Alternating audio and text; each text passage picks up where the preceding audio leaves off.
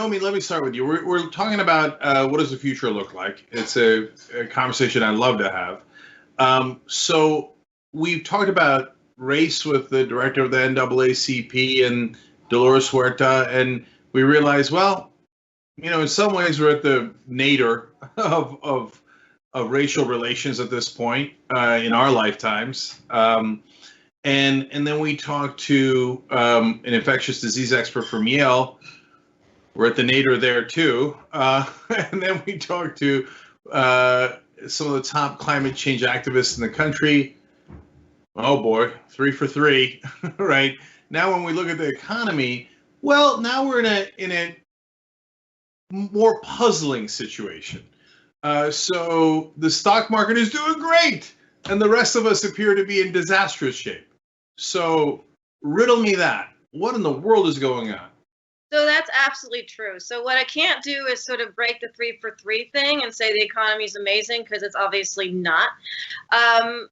There is what I have decided to call a sort of permanent distortion between what's going on in the stock market and what's going on in the real economy that's only been made worse by what's happened in the wake of the pandemic. But it was actually bad to begin with. We did not end 2019 on an exuberant economic footing whatsoever at all. We didn't start 2020 that way. So what the pandemic did was it stopped economic activity, a lot of economic activity for a lot of people, a lot of small businesses who could not get access to loans that were, sort of on offer-ish because they weren't involved in that sort of pipeline. They didn't have large accounts with JP Morgan Chase and the like, and so it really didn't get that kind of a benefit. We have a kind of impasse right now with Congress in terms of the idea of additional fiscal stimulus, and we have a Federal Reserve that's on complete massive steroids in terms of giving monetary stimulus, i.e. low rates, lots of ability to buy bonds, which basically come from banks because they're the middlemen, people, brokers, whatever. And there's been a lot of an injection of money into, therefore, the stock market. So it's this the stock market's this arm. The Fed has this major adrenaline or whatever kind of drug shot, and that's basically what's lifted the stock market. The economy doesn't have that capacity to receive that, to get that, to have access to that, and that's why we're seeing such a disparity between the behavior of financial markets and what's going on in the real world. Yeah, Nick. I'm concerned that, as Nomi points out, this is not just an issue regarding the stimulus bills that have been passed during coronavirus, that there is a major disconnect between the stock market in two ways. One is the way that Nomi described the stock market doesn't necessarily match what people are actually feeling in the economy. We talk a lot about that on the show. Wages are stagnant, to say the least, and they have been for 40 to 50 years. But there's a second disconnect, which is in an economy this hurt with so many small businesses nearly out of business, with 21 million people unemployed at least, why is this market so inflated? It makes no sense. And the market's going on like, oh yeah, we're on top of the world. Everything is great. What is going on? Well, my best guess is that it ties into technology, and that, partly it's random, partly it's unexplainable, but partly it's that the performance of the market is based on expected future earnings. And there is an assumption by a lot of investors and a lot of people deeply involved in the markets that coronavirus has spurred a kind of technological innovation that this country needed. So as the argument goes, we've all learned how to work from home. We've all started to develop new applications for artificial intelligence. We've started to move towards a more efficient kind of automation. Now, that may not be an economy ultimately that works that well for people, lots of ways that we can get into. But I think one of the reasons there is such a disconnect is that there's an expectation that the technological advances, online learning like we've never had before. We're finally figuring out telemedicine. There are lots of industries that are building up tech infrastructure that the market believes will lead to dividends in the long run. So that's my best hypothesis about why there's such a weird disconnect. And we can definitely talk about whether, if that is true, it's a good thing or a bad thing. But I think that's probably got something to do with the weird stuff we're seeing. Right. And Nick, I want to talk more about technology in a second too, because some people think that's at a nadir, some people think it's at a zenith. So we'll, we'll get to that. Or both. That's right. But Nomi, to go back to economics here and finance. So I think Nick is almost certainly right, of course, that the tech sector is holding up a big portion of the market. So that's partly the explanation. But do you know how much the Fed actually uses the $4 trillion that they were allowed to use in the CARES Act? And how does that affect the market? What does the Fed do that then makes the stock price of a company higher?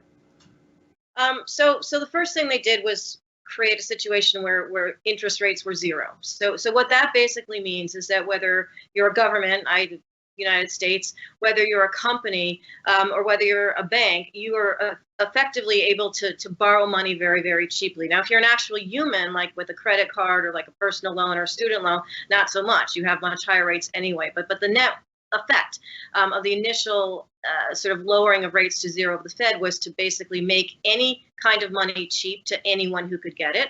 The large companies and banks and so forth.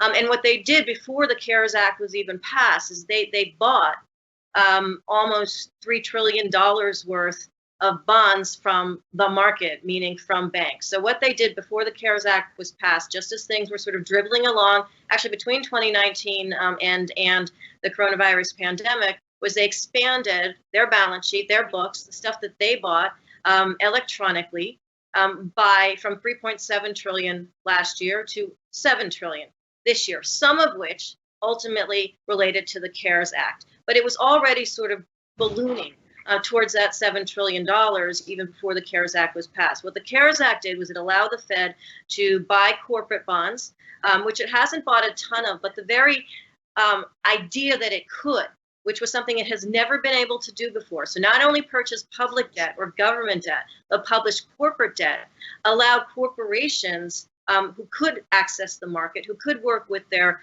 banks, the large banks, to do so, to basically borrow more from the markets, i.e. more from investors through the banks in the first 5 months of this year than in all of last year. And that was also because the Fed was there as that sort of backstop for debt. In addition, the Fed was also buying commercial mortgage-backed securities. What's that? That's basically stuff that's on the books of banks that isn't doing well because people and companies aren't able to pay their rents, or they're going bankrupt, or landlords are having problems making payments, or companies have shut down, and the Fed's basically backstopped that for the banks. So the amount of money ultimately is up to 7 trillion on their books, with another, say, 400 or 500 billion that they've spent through these different facilities, mostly through purchasing or agreeing to purchase through the banks. What that means is the market's happy because it has this backstop. It knows that no matter what happens, the Fed's going to be there in any single way, whether it's for mortgages, commercial mortgages, corporates, public debt, government debt. It'll just be there to kind of soak up sort of the debt that's there. And that means that anyone who's investing in the market,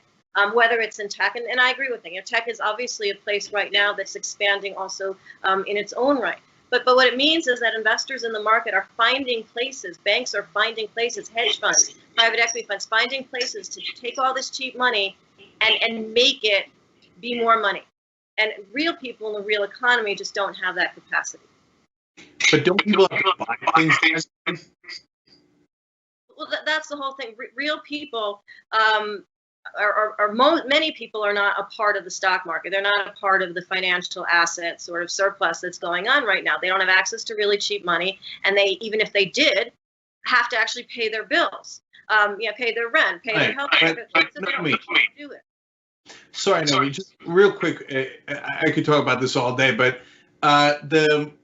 what I mean by that is, you can, if you're a company and you know the Federal Reserve is going to back you up, and there's also the issue of what happens. Why would anybody pay a high interest rate anymore if the Fed's going to back up risky loans and non-risky loans? I don't know why people would get any interest rate at all, let alone a 9%, et cetera. It just totally destroys the idea of a risky asset.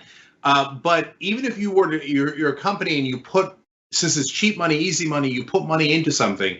But at the end of the day, somebody's got to buy your products. And don't they? Or do they not?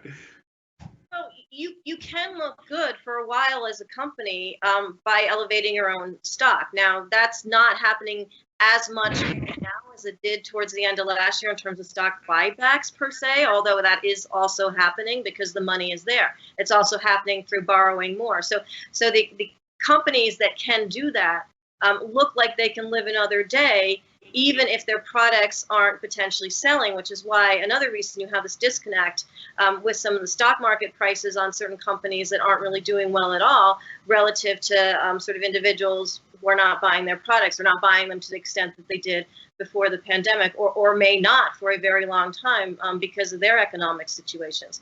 And that's why you have that. It's it's like this. The stock market moves very quickly.